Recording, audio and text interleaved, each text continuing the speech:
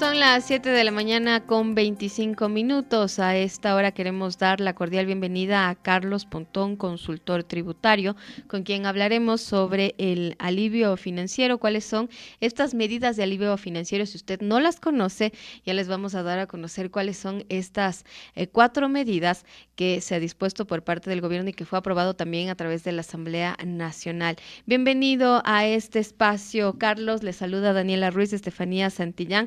Coméntenos un poco cómo ve usted todos este alivio financiero. A propósito, el SRI también ya ha anunciado que ya se ha condonado estos 460, hasta los $460 que tengan de deuda las personas con el SRI. Bienvenido. Sí, muy buenos días, Daniela, Estefanía, pues un gusto estar aquí.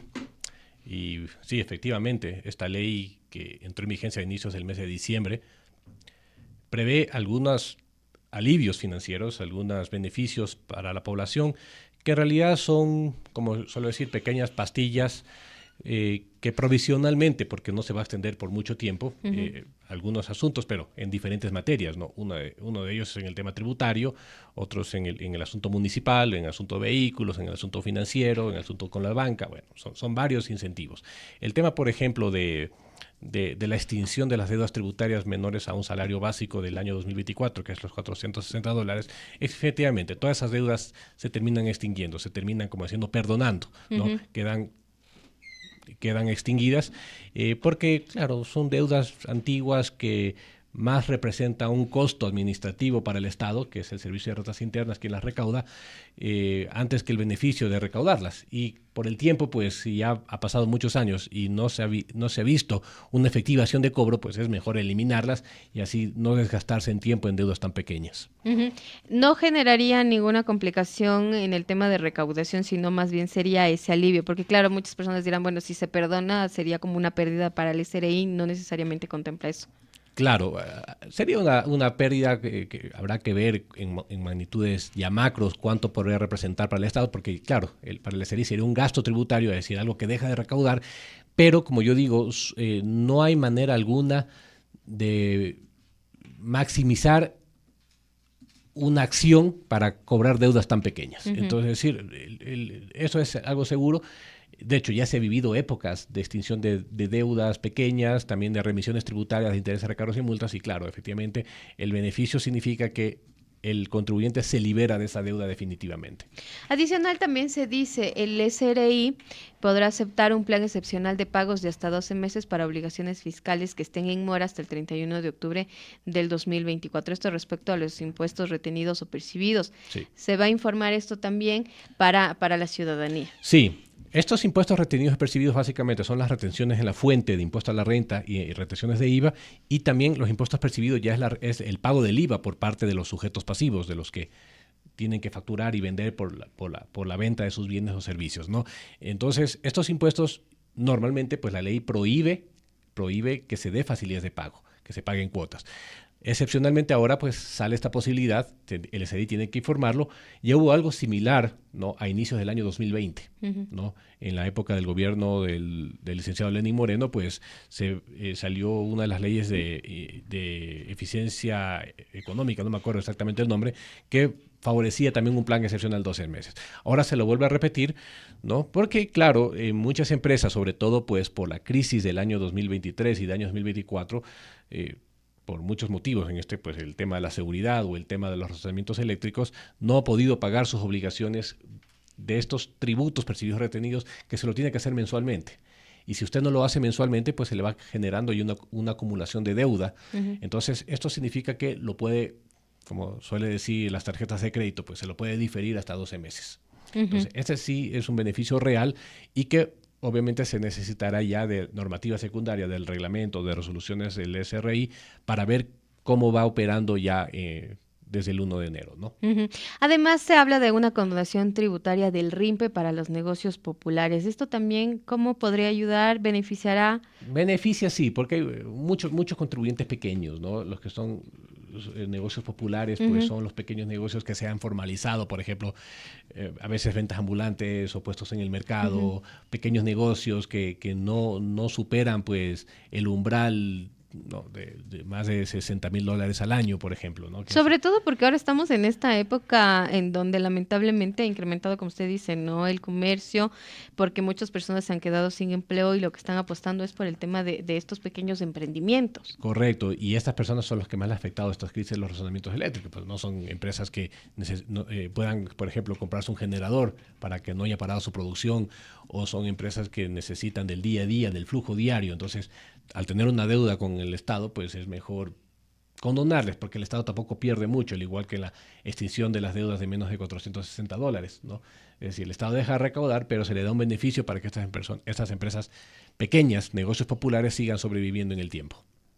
Carlos, se habla también de este crédito tributario para las empresas con el fin de promover, digamos, que no existan despidos, de evitar los despidos, de alguna forma facultar esta estabilidad laboral.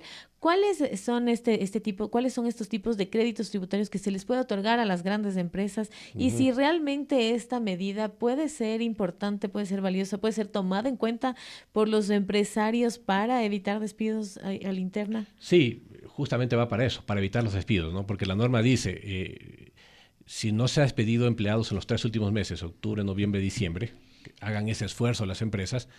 Claro, algunos ya despidieron en octubre y noviembre, y la norma sale en diciembre, pero bueno, vamos a ver si se les permite. Pero de todas maneras, si no se ha despedido empleados, el 25% de la parte patronal, que es una obligación parafiscal que tiene pues cada empleador, podrá utilizarlo como parte del impuesto a la renta. Por eso se llama crédito tributario, ¿no? Un porcentaje. Normalmente se hablaba antes de un 25%. Ahora, por el tamaño de la empresa, puede ser un 5, un 10, un 15, un 20, un 25, hasta un 30%.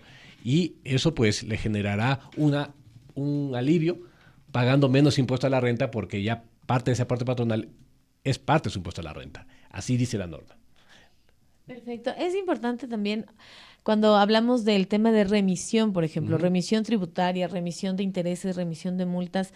¿Cómo esto influye también un poco en la mentalidad de la gente? Porque claro, a veces uno dice, bueno, voy a dejar de pagar porque al final del día, al final del año, siempre vamos a tener estas remisiones o estos beneficios, estos alivios financieros, como se le ha denominado a esta ley. Finalmente, el tomar estas decisiones no termina por, de alguna forma, dañar esta cultura tributaria, esta cultura de pago de los contribuyentes. Se ha dicho varias veces que esto termina dañando, ¿no? Acordémonos que ha habido remisiones tributarias con el SRI en el año 2008, en el año 2015, hubo también el año 2018, que fue bastante grande, y ahora la última, que fue el año pasado, que entró en vigencia desde el 20 de diciembre de 2023 y duró hasta el 31 de julio de este año, ¿no? 7 meses de remisión. Más o menos, cada vez que haya remisión, yo digo, hay un ponderado de unos 1.000 millones extras de recaudación, ¿no? Porque la gente paga el capital, ¿no? O el saldo de capital, si es que ya ha venido prepagando anteriormente, y se le perdona la totalidad multa. De las multas, de los intereses también, ¿no? Y también del recargo que existe en materia tributaria, ¿no? Son 3 conceptos, digamos, extras al pago de impuestos, y eso se le perdona, que a veces puede representar incluso el 50% de la deuda, ¿no? Entonces, hay un dicho que dice, es preferible el 50% de uno que el 100% de nada. Porque algo se recauda. Claro, finalmente, y como usted bien lo decía, no se recauda es el impuesto, más no ya los intereses en las multas, que al final del día, con eso no se cuenta dentro del presupuesto, digamos. Exactamente. Ahora, lo que hay ahorita en la ley, más allá de la extinción de las deudas pequeñas con el SRI, ahora se aplica el beneficio de la remisión para los impuestos municipales, ¿no? No para los impuestos del SRI. Eso es importante que sepa, porque ya recién terminamos, como les dije, hasta el 31 de julio una remisión anterior. Entonces ya no era oportuno ni conveniente sacar nuevamente una remisión, ¿no? Posiblemente salga en el corto o el mediano plazo con el SRI, pero ahorita son con los impuestos municipales. ¿Cuál es el problema? Que los municipios regulan su actividad básicamente en ordenanzas. Tenemos 221 municipios en el país, ¿no? El más grande es Quito. El segundo es Guayaquil, ¿no? Como tamaño de municipio, que posiblemente lo puedan hacer de una manera más eficiente. Pero ¿qué pasará con los municipios pequeños? ¿Cómo se controlará todo este tema? Porque a veces los municipios emiten ordenanzas que se apartan del contenido de la ley, son básicamente ilegales e inconstitucionales, por decir de alguna manera, y la población no tiene cómo incurrir más allá que pelearse contra la ordenanza, lo cual pues es una guerra bastante complicada, es una pelea entre David y Goliat, básicamente pelearse contra un municipio. Claro, y de hecho el municipio de Quito aplicó esta remisión de intereses y multas para algunos rubros entre diciembre del año pasado hasta junio, me parece, de entre enero hasta junio de este año. Hasta el 26 de julio. De julio, Ujú. y justamente lo que usted decía, ¿no? Sí, realmente sí motiva a la gente el decir, bueno, prefiero pagar ahora que no me van a cobrar el interés y la multa y Sí. puedo pagar el capital, y sí se hizo, digamos, una recolección importante de fondos en este sentido. Pero ahora también, bueno, digamos, hablamos nosotros de $460 en el tema tributario para... Estamos hablando de deudas que usted bien decía, ¿no? Son deudas que quizás no se pueden cobrar, no se pueden aplicar algunas acciones, no se puede impulsar una coactiva por una deuda tan pequeña. Pero en años anteriores también hemos tenido estas remisiones tributarias a los grandes empresarios, a los grandes grupos financieros, y es de ahí que parte también esta queja ciudadana de decir, ¿por qué a los grandes? Cuando estos rubros sí son rubros en los que hablamos de miles de millones de dólares. ¿Cómo han afectado en ese caso, por ejemplo, las remisiones de estos grandes grupos financieros al presupuesto final y a la ejecución ya estatal? Mire, ha sido un gran beneficio a veces para muchas empresas, ¿no? Solamente veamos las dos últimas remisiones, la del 21 de agosto del año 2018 con la Ley de Fomento Productivo y la última, ¿no? La del 20 de diciembre de 2023, que muchas empresas se beneficiaron. Yo he visto y puedo dar fe que muchas empresas, ¿no? Tenían deudas, por ejemplo, totales, ¿no? Con intereses, recargos, multas de más de $1,500,000, por ejemplo, y pagando, son deudas, supongamos, del año 2013, ¿no? Hace más de 10 años, que representaba básicamente más del doble. Entonces, y como ya habían venido prepagando anteriormente, esos prepagos significaba pues parte de la remisión también, es decir, es como un abono al capital.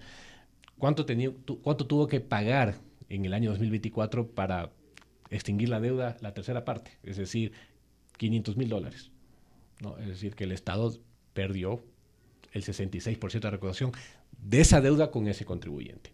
Pero claro, como les digo, muchas veces se lo ve de la doble arista, ¿no? Como dice, el Estado dice, ¿cuándo le podré cobrar $1,500,000? Porque esta empresa, muchas empresas pues ya pierden los activos, ya no hay cómo cobrarles, ya no existe la responsabilidad, por ejemplo, para cobrarle al representante legal de manera solidaria. Es decir, muchas empresas quedan en la nada, son empresas de papel, o empresas que ya dejan de funcionar, dejan de operar, es imposible cobrarles. Entonces el Estado dice, bueno, prefiero que me pagues una parte, ¿no? Antes que sacrificar pues la recaudación de todo, que nunca lo voy a cobrar. Entonces se habla siempre de este asunto, pero las remisiones tributarias, creo yo que desde un punto de vista psicológico, no deberían ser tan seguidas, porque la gente se está acostumbrando a eso. Es decir, No pago. llevo una en el 2015, llevo otra en el 2018, llevo otra en el 2023 y ahora, bueno, con los municipios 2024, 25. Entonces, ¿cuándo será la próxima vez que venga una nueva remisión? Entonces, ahorita mejor voy a dejar acumular las deudas, voy a esperar que venga otro gobierno o el mismo gobierno que saque una mejor remisión para el 2027, 28, por dar un ejemplo, y en ese momento me dé beneficio. ¿Qué está pasando? Está generando una competencia desleal también frente a los contribuyentes que sí son cumplidos, porque los contribuyentes que son cumplidos están pagando al día y los otros, en cambio, están pagando el mismo valor, digamos, de alguna manera, en función a sus ingresos, en función a su riqueza, en función a su patrimonio, a sus ventas, pero sin los intereses que debería haber pagado o las multas que deberían haber pagado si lo hubieran cumplido a tiempo. Pero se está haciendo esta remisión, perdóname, solo a los intereses y multas, ¿no? A los grandes contribuyentes no se les han extinguido digamos, la deuda por la contribución como tal. Por el No se impuesto le ha como extinguido, tal. exactamente lo que dice, ¿no? Es decir, siempre las remisiones han sido al interés, a las multas y al recargo, no al capital. Eso es importante, ¿no? Y lo mismo va a ser ahorita para los municipios, ¿no? Los municipios, claro, recaudan mucho menos que el SRI, pero claro, por ejemplo, los municipios recaudan el impuesto predial. A propósito, ya se viene también el impuesto predial, ya estamos finalizando este año y ya Correcto. empezará el tema de estas recaudaciones. Ahora, aprovechando que usted está aquí, Carlos, ¿cómo mira el próximo año en estos temas tributarios? Si bien es cierto, estos beneficios serán solo hasta febrero de 2025. ¿Qué pasará luego? ¿Ya nuevamente esto se normalizará? ¿Ya no tendrán estos beneficios? ¿Cómo ve usted con miras al 2025 lo que se viene para el tema de recaudación tributaria, no tomando en cuenta que se Ujú. viene una recesión económica, hay como mencionaba, ¿no? Hay varias empresas que ya han ido quebrando lamentablemente por el tema de los cortes energéticos y por otras situaciones que se viven en el país. ¿Cómo mira usted el próximo año? Se ve complicado, ¿no? Primero porque estos beneficios dados en la ley de alivio financiero pues son de corto plazo. Unos terminan el 28 de febrero, otros terminarán, por ejemplo, el tema de los tributos y de los rubros que se cobran en la matriculación vehicular durarán hasta el 30 de junio. Es decir, no pasará de esa época.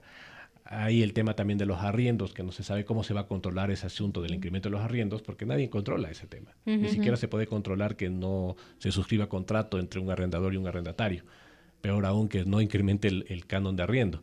¿Ante quién se va a denunciar?